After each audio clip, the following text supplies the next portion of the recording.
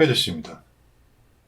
이번 강좌에서 다룰 주제는 첫 번째, 인터레이스드 스캐닝, 비월 주사라고도 하죠. 두 번째, 드랍 프레임 타임 코드. 세 번째, YUV 색 공간입니다.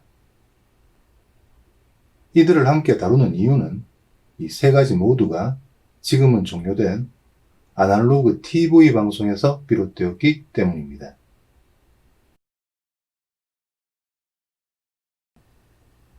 NTSC는 1941년에 제정된 아날로그 TV 방송 표준인데요. 미국, 캐나다, 대한민국, 일본 등에서 사용되었습니다. 이들 국가의 공통점은 가정용 전기가 60Hz 교류라는 점입니다. 교류는 지금 보고 계시는 사인파처럼 전하의 방향이 주기적으로 바뀌는데요. 60Hz 교류는 이런 주기가 1초에 60번 반복됩니다. 당시에 TV 화면으로 사용되었던 브라운관은 형광물질에 전자 빔을 주사해서 빛을 내는 방식인데요. NTSC는 한 장의 이미지를 525줄의 수평 주사선으로 구성하고 프레임 레이트는 사용하는 전류의 헬츠, 그러니까 60Hz에 맞추기로 했습니다. 그런데 당시의 기술로는 교류의 한 주기마다 525줄을 다 주사하기에 무리가 있었기 때문에 525줄을 홀수 번째 줄과 짝수 번째 줄로 구분해서 한 주기에는 홀수줄, 그 다음 주기에는 짝수줄, 이런 식으로 절반씩을 번갈아 주사하는 인터레이스드 스캐닝 방식을 채택했습니다. 그래서 흑백 TV 방송의 프레임 레이트는 한 주기의 절반씩 1초에 60주기, 이렇게 해서 0.5 곱하기 60, 30fps가 되었습니다. 이후 기술이 진보함에 따라서 한 번에 이미지 한 장을 처음부터 끝까지 연속적으로 주사하는 프로그레시브 스캐닝, 순차 주사 방식이 사용되게 되었습니다. 이 방식은 인터레이스드 방식에 비해서 깜빡임이 적고 선명한 영상을 보여주기 때문에 현재 디지털 비디오의 대부분은 한 번에 한 장의 이미지를 보여주는 프로그레시브 방식을 사용합니다. 프리미어 프로의 뉴 시퀀스 창 시퀀스 프리셋 탭에서 세 번째 항목 ABCHD를 확장합니다. 아래 항목을 확인하시면 1080i, 1080p, 720p가 있는데요. 여기에서 앞에 오는 숫자는 수평 주사선의 수, 그러니까 세로의 상도이고, 뒤의 알파벳 I는 인터레이스드 방식, P는 프로그레시브 방식을 의미합니다. 그래서 1080i는 세로의 상도가 1080이고 인터레이스드 방식을 사용하는 영상이라는 뜻이고요. 1080p는 역시 세로의 상도가 1080이고 프로그레시브 방식을 사용하는 영상이라는 뜻입니다. 720p의 경우에는 세로의 상도 720의 프로그레시브 방식 영상이라는 뜻이겠죠. 다음은 역시 프리미어 프로의 시퀀스 세팅스 창에서 필즈 항목을 확인해 보겠습니다. 필즈 항목에는 다음의 세 가지 No 필즈와 Upper Field Burst, Lower Field Burst가 있습니다. No 필즈는 우측의 괄호 안에 적혀 있듯이 프로그레시브 방식이고요. 아래의 Upper Field Burst와 Lower Field Burst는 인터레이스드 방식입니다. 여기에서 Upper Field Burst는 홀수 번째 줄을 먼저 표시한다는 뜻이고 Lower Field Burst는 짝수 번째 줄을 먼저 표시한다는 뜻입니다. 이렇게 해서 인터레이스드 방식이 생겨난 이유와 프로그레시브 방식과의 차이에 대해서 설명드렸습니다. 이제 다음 주제로 넘어가겠습니다.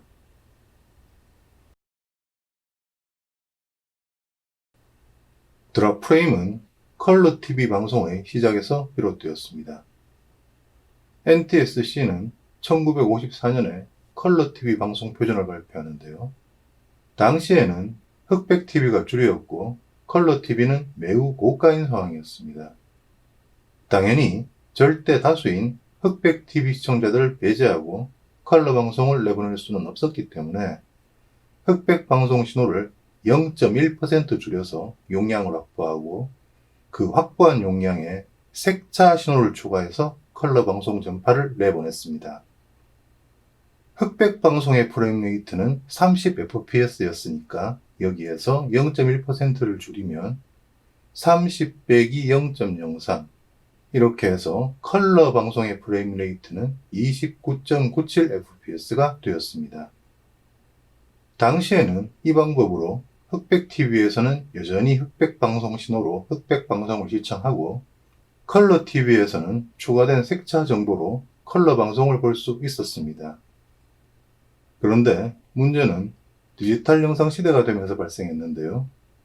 아날로그 방송에서는 프레임 레이트, 즉 프레임과 시간의 비율에서 시간을 미세하게 조정해서 문제를 해결했습니다.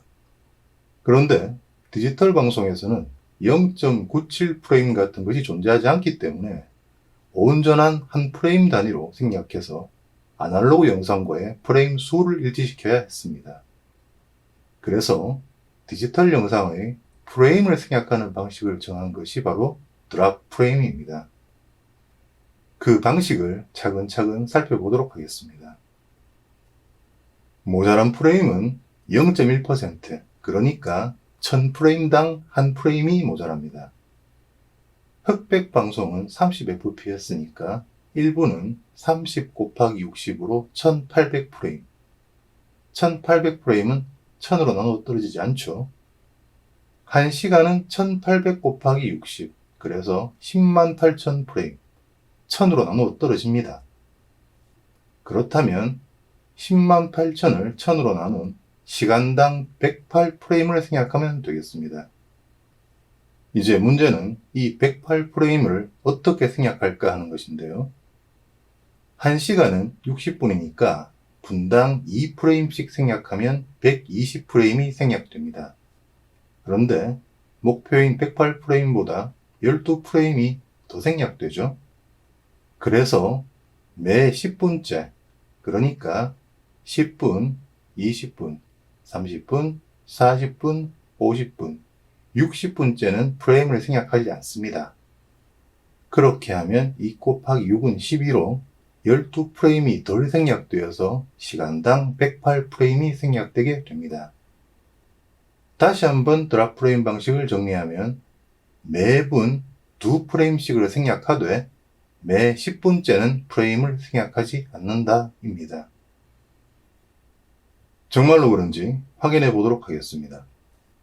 저는 이전 강좌에서 완성한 프로젝트 파일 프로젝트 as C를 열었습니다. 먼저 메뉴바에 시퀀스 세팅스를 클릭해서 시퀀스 세팅스 창을 열고 디스플레이 포맷에서 29.97fps 드랍 프레임 타임 코드인 것을 확인합니다. 확인하셨으면 OK를 클릭해서 닫겠습니다. 이제 헤드 위치를 클릭하고 10000을 입력하고 엔터를 눌러서 1분으로 이동해 보겠습니다. 그런데 1분 00초 02프레임으로 이동하죠. 키보드에 레프트 키를 눌러서 한 프레임 뒤로 후퇴하겠습니다. 한 프레임 후퇴하면 59초 29프레임이 됩니다. 키보드에 라이트 키를 눌러서 한 프레임 전진하겠습니다. 역시 1분 00초 02프레임으로 이동합니다. 즉 0초 00프레임과 01프레임에 두 프레임이 생략되었습니다. 다시 헤드 위치를 클릭하시고 20000 엔터 2분으로 이동합니다. 그런데 역시 2분 00초 02프레임으로 이동합니다. 레프트 키로 한 프레임 후퇴하면 1분 59초 29프레임. 다시 라이트 키로 한 프레임 전진하면 2분 00초 02프레임이 됩니다. 역시 0초 00프레임과 01프레임 두 프레임이 생략되었습니다. 한 번 더 해보겠습니다. 이번에는 3분으로 이동해보죠. 헤드 위치를 클릭하고 30000을 누르고 엔터. 역시 3분 00초 02프레임이죠.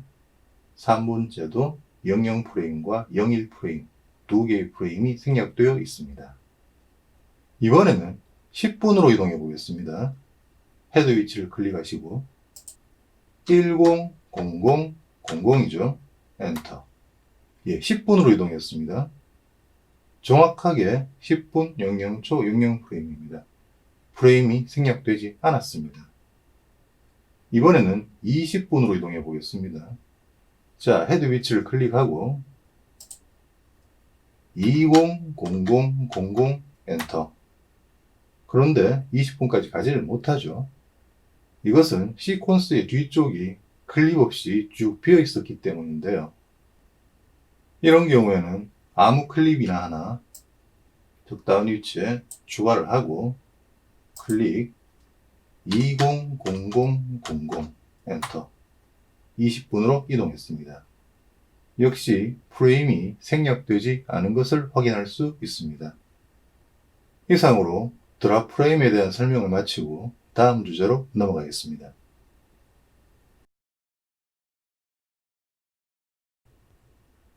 앞서 컬러 방송 신호는 기존 흑백 신호에 색차 신호만 추가한 것이라고 말씀드렸는데요.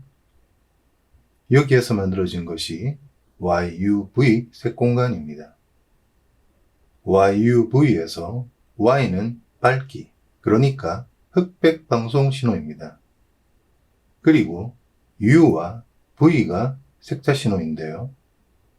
U는 청색 색차, V는 적색 색차입니다. YUV 색공간에 관련해서 자주 받는 질문이 두 가지가 있습니다. 첫 번째, RGB 색공간에 익숙하신 분들께서 YUV 색공간에는 U와 V, 그러니까 청색과 적색은 있는데 녹색은 어떻게 되느냐고 물어보십니다. 그것은 여기 그래프 이미지에서 보시듯이 YUV 색공간에서는 청색과 적색이 줄어들수록 녹색이 두드러지는 방식으로 되어 있습니다.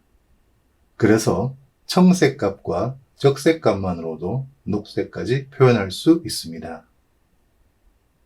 두 번째는 흑백 신호를 0.1% 줄이고 확보한 공간에 색차 신호를 추가했다고 하는데 흑백 신호에 1000분의 1만 가지고서도 컬러를 구현하는 것이 가능하냐는 질문입니다. 물론 가능하니까 저도 예전에 아날로그 컬러 방송을 보았겠죠. 좀 더 납득이 되게 설명을 드리자면 인간 시각의 우선순위는 움직임, 형태, 색의 순서라고 합니다. 여기에서 움직임과 형태는 명암으로 인식하죠. 결국 인간의 시각은 색에 우선순위를 두지 않습니다. 그래서 애당초 받아들이는 색 정보가 명암에 비해서 아주 적습니다. 그런데 우리는 색을 아주 잘 보고 느낀다고 생각하죠. 사실 이것은 뇌가 색 정보를 상당히 주관적으로 조작하기 때문입니다. 이와 관련된 더 많은 내용을 알고 싶으시면 인터넷에 색의 잔상을 검색해 보십시오. 어쨌거나 이상의 원리로 해서 YUV는 RGB에 비해서 적은 용량으로도 사람이 느끼기에는 거의 차이가 없는 수준으로 색을 구현할 수 있습니다. 그래서 아날로그 방송이 종료된 현재까지도 컬러 이미지의 압축 등에 사용되고 있습니다. 마지막으로 단어 두 개를 소개하겠습니다. 먼저 루마는 루미넌스의 줄임말로 밝기를 뜻합니다. 그리고 크로마는 크로미넌스의 줄임말로 색차를 뜻합니다. 다시 한번 루마는 밝기, 크로마는 색차라고 기억해 둡시다. 수고하셨고요. 다음 강좌에서 뵙겠습니다.